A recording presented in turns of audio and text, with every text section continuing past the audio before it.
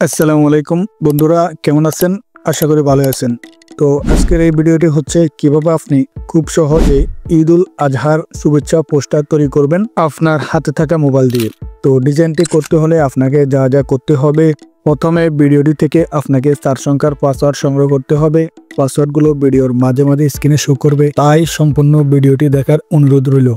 এরপরে video description box থেকে PLP file এই লিঙ্কে ক্লিক করে পিএলপি ফাইলটি পাসওয়ার্ডের মাধ্যমে ডাউনলোড করতে হবে। ডাউনলোড করার পর পিক্সেল ল্যাব অ্যাপসের ভিতরে আপনি পিএলপি ফাইলটি ওপেন করবেন। এরপরে নাম ও ছবি পরিবর্তন করে খুব সহজে ডিজাইনটি করতে পারবেন।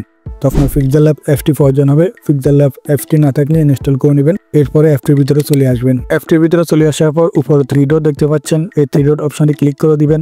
এরপর নিচে চলে আসবেন, এখানে দেখতে পাচ্ছেন যে ওপেন পিএলপি ফাইল, এখানে ক্লিক করে দিবেন। ক্লিক করে দেওয়ার পর উপরে দেখতে পাচ্ছেন যে পিএলপি লেখা দেখা যাচ্ছে, এই পিএলপি লেখা অপশনে ক্লিক করে দিতে হবে। এখানে ক্লিক করে দেওয়ার পর আপনি যে পিএলপি ফাইলটি ডাউনলোড করছেন সেই ফাইলটি এখানে শো করবে। তো আমার এখানে দেখতে পাচ্ছেন যে ঈদুল আজহা পোস্টার ডিজাইন ইংলিশে লেখা আছে। তো আপনি এই ফাইলটি উপরে ক্লিক করে দিবেন। এরপরে ওপেন এন্ড অ্যাড এখানে ক্লিক করে দিবেন। ক্লিক করে দেওয়ার পর দেখতে পাচ্ছেন আপনার পিএলপি ফাইলটি ওপেন হয়ে গেছে পিক্সেল ল্যাব অ্যাপসের ভিতরে। এরপর আপনি ছবির নাম পদবিটা চেঞ্জ করে পোস্টারটি ডিজাইন করতে পারবেন। প্রথমত ছবি চেঞ্জ করব, এই জন্য ছবির উপরে ক্লিক করে দিবেন। ক্লিক করে দেওয়ার পর এখানে ডিলিট আইকনে ক্লিক করে দিবেন। এরপরে এখানে ওকেতে ক্লিক করে ফটোটি ডিলিট করে দিবেন। এখন নতুন ফটো অ্যাড করবেন, এই জন্য আবার প্লাস আইকনে ক্লিক করে দিবেন। প্লাস আইকনে ক্লিক করে ফরম গ্যালারিতে ক্লিক করে গ্যালারি থেকে ব্যাকগ্রাউন্ড রিমুভ করে একটা ফটো নিয়ে নেবেন। তো আমি একটা ফটো নিয়ে নিয়েছি। তো আপনি ব্যাকগ্রাউন্ড রিমুভ করে একটা ফটো নেবেন। চাইলে আপনি এটা ছোট বড় করে ক্রপ করে নিতে পারেন। আমি যেভাবে আছে ওভাবে রেখে দিব, এর জন্য এখানে টিক অপশনে ক্লিক করে দিতে হবে। এখানে ক্লিক করে দেওয়ার পর দেখতে পাচ্ছেন ফটোটি চলে এসেছে। এখানে আপনি ছোট বড় করে আপনার পছন্দের সাইজ মতো ফটোটি বসিয়ে দিবেন। তো দেখতে পাচ্ছেন আমার ফটোটি আমার নামের যে ব্যাকগ্রাউন্ড আছে ব্যাকগ্রাউন্ড ফ্রিঞ্জের উপরে দেখা যাচ্ছে। ফটোটা আমি ব্যাকে নিব, এর জন্য আপনাকে এখানে ক্লিক করে দিতে হবে। এখানে ক্লিক করে দেওয়ার পর দেখতে পাচ্ছেন এখানে টু ব্যাক অপশন দেখা যাচ্ছে, এই টু ব্যাক অপশনে ক্লিক করে দিবেন।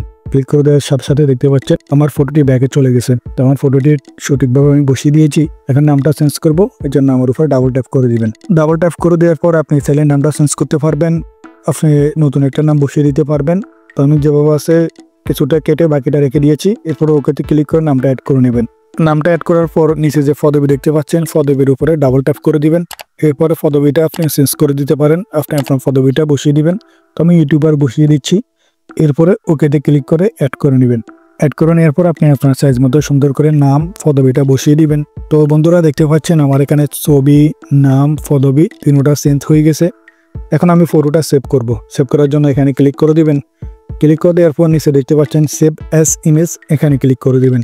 এখানে ক্লিক করে দেওয়ার পর আপনাকে নিয়ে আসবে এখানে নিয়ে আসার পর সেভ টু গ্যালারি, এখানে ক্লিক করে দিবেন। সেভ টু গ্যালারিতে ক্লিক করে দেওয়ার সাথে সাথে আপনার ফটোটি গ্যালারিতে সেভ হয়ে যাবে। এখন আমি গ্যালারিতে চলে আসবো। গ্যালারিতে আসার পর দেখতে পাচ্ছেন আমার ফটোটি গ্যালারিতে সেভ হয়ে গেছে। দেখতে পাচ্ছেন ছবি, নাম, পদবি খুব সুন্দরভাবে চেঞ্জ করে ফেলেছি। তো বন্ধুরা আশা করি আপনারা বুঝতে পেরেছেন কিভাবে ঈদুল আজহার শুভেচ্ছা পোস্টার ডিজাইন করবেন পিএলপি ফাইলের মাধ্যমে। তো এই ছিল ভিডিওটি কেমন লেগেছে অবশ্যই কমেন্ট করে জানাবেন। ভিডিওটির মধ্যে একটা লাইক করবেন, নতুন হলে চ্যানেলটি সাবস্ক্রাইব করবেন। ফেসবুক পেজ থেকে দেখে থাকলে পেজটি ফলো করে দিবেন, শেয়ার করে বন্ধুদেরকে দেখার সুযোগ করে দিবেন। ধন্যবাদ।